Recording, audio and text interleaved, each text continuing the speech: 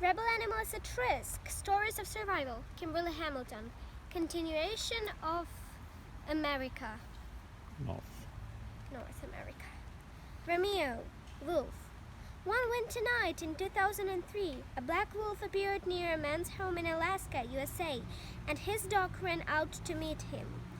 To his surprise, they started playing with each other. The wolf soon became a regular sight around the area, often fetching balls thrown for him by hikers and skiers. Newspapers published stories about Romeo, the lone wolf who captured the heart of an entire town. Perhaps it was a friendly wolf like Romeo who first dared to befriend humans around the fires thousands of years ago, leading to the dogs who are our best friends today. Romeo lived to be more than 8 years old, more than twice as old as the average wolf in the wild. He inspired a book, A Wolf Called Romeo, and the townspeople of Nugget Falls put up a plaque to honor his memory. Sally and Pepsi, Marmots. Sally and Pepsi lived at a wildlife sanctuary in Canada, where they surprised everyone by becoming the proud parents of 3 pups in 2019. The largest members of the squirrel family, Vancouver Island marmots, had come closer to extinction, and today there are only about 200 living in the wild. Playing the marmot dating game took a bit of luck and strategy, and conservationists had done their best to guess which one might hit it off. They noticed that marmots who hibernate in the same burrow tend to be good chums by the time they wake up, and that's exactly what happened with Sally and Pepsi. Born in captivity, the couple were later released in a protected wilderness area with the pups, where they all enjoying freedom for the first time in their lives. Scarface, black-footed ferret. When a ranch dog in Wyoming caught a black-footed ferret in 1981, scientists were elated to learn that the bandit-masked creatures still existed. They had feared they were extinct, but it wasn't long before the species were really struggling. The only way to save them was to round up all 18 remaining ferrets, on the rarest mammals on Earth at the time, and start a captive breeding program. They managed to get 17, but the ferrets failed to produce. Conservationists' only hope was to find the last male holdout, a woolly cryptid known as Scarface. It took several months, but Scarface was finally captured and went on to father many offspring. He died in 1992, but lives on through his descendants and is credited as the heroic savior of his species. The boss, grizzly bear. The biggest, toughest grizzly in all of Canada is known as the boss. He's made headlines for strolling through a popular picnic area in broad daylight, giving hikers a quiet scare. The boss' tracking collar provided valuable data to scientists about his massive range.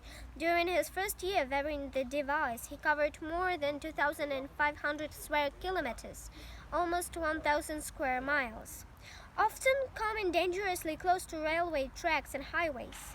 He's even survived being hit by a train. The boss tracker stopped working in 2013, but people still report sightings of him. He's remarkably relaxed around humans, maybe a bit too relaxed. Once, when hikers stumbled across the massive bear munching on a carcass, he merely let out an annoying huff and kept on eating. North and Central American wildlife wins. The modern wildlife conservation movement started in America and has had a number of successes over the years. The American alligator was recognized as an endangered species in 1967. Although it has cracked down on gator hunting, and the species made a full recovery within 20 years. Generation ago, there were tens of millions of bison roaming the American plains. Hunting for food, sport, and other reasons brought the bison close to extinction. People even amused themselves by shooting at them from passing trains. After conservation action, American bison numbers are back to hundreds of thousands. Researchers hope to alter the DNA of black-footed ferret to make them more resistant to a deadly disease, the Sylvatic plague, which nearly wiped them out years ago. Channel Island foxes live only on 6 islands of the west coast of America. The species was saved from extinction within just 12 years thanks to a captive breeding program. It's the fastest recovery of any animal once listed an endangered species. California condors were so close to dying out 4 decades ago. There were only 23 left in the wild, so scientists did something very bold. They captured all the remaining birds and started a successful breeding program. Now there are almost 300 condors flying free. New fencing along public roads in southwest Florida, USA, are keeping Florida Panthers safe from cars and other vehicles. These were fewer than 20 Panthers left in the 1970s, but their numbers have slowly grown to about 200. The Frozen Zoo, a facility at San Diego Zoo in California, USA, stores the DNA of more than 1,000 species. These precious cells are like space-age Noah's Ark. Using his DNA could save the entire species one day. Decades of bounty hunting reduced the numbers of gray wolves so dramatically that barely any remained in the lower 48 U.S. states, the United States without Alaska and Hawaii. The Endangered Species Act gave the wolves legal protections, and today 6,000 thrive in the wild. Grizzly bears in Yellowstone National Park in Wyoming, USA, have come a long way since 1975, when there were only 136 living there. Now over 700 grizzlies can call the park home. A mountain lion in California's Santa Monica Mountains, P54, gave birth to 3 kittens in 2020.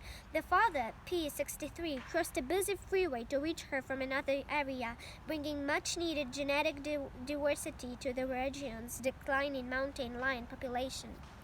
Other amazing North and Central American animals. A grizzly bear, known as 399 lives in Yellowstone Park in the U.S. and is one of the oldest known grizzlies outside a zoo. She's produced 22 cubs, including rare quadrupeds. 399 and her many grandcubs have a devoted fan club. A Mexican red-kneed tarantula named Belinda was a familiar sight on TV in the 1990s and appeared in the film Indiana Jones and the Temple of Doom, alongside actor Harrison Ford. Belinda was also used in hypnotherapy sessions to help people overcome their fear of spiders. Joy was a sea otter who served as surrogate mother for orphaned sea otter pups at the Monterey Bay Aquarium in California, USA. The staff nicknamed her Supermom. In the 1890s, Lobo, the legendary leader of a band of wolves in New Mexico, USA, seemed to have survival superpowers, able to avoid any trap set for him. The battle of wits between Lobo and a determined bounty hunter raised the awareness of wolf hunting in the wildlife conservation movement. Mikey is Belgian Malinois who flunked out as a drug detection dog and went on to become a top-notch conservation dog. He's trained to detect jaguar and ocelot's cat in the southwest U.S. Red-tailed hawks usually nest on cliffs and rock faces in the wild, but in New York City, they build their homes atop tall buildings. A light-colored bird called pale male was the most famous hawk to do this. He lived high about Fow's Fifth Avenue and fathered about 30 chicks. In 2005, blue iguanas were all but extinct in the wild on the Caribbean island of Grand Cayman, the only place they lived. An iguana called Peter is an enthusiastic ambassador for the breeding program that has saved these reptiles. He's even met British royalty. The Prince of Wales patted him on the head.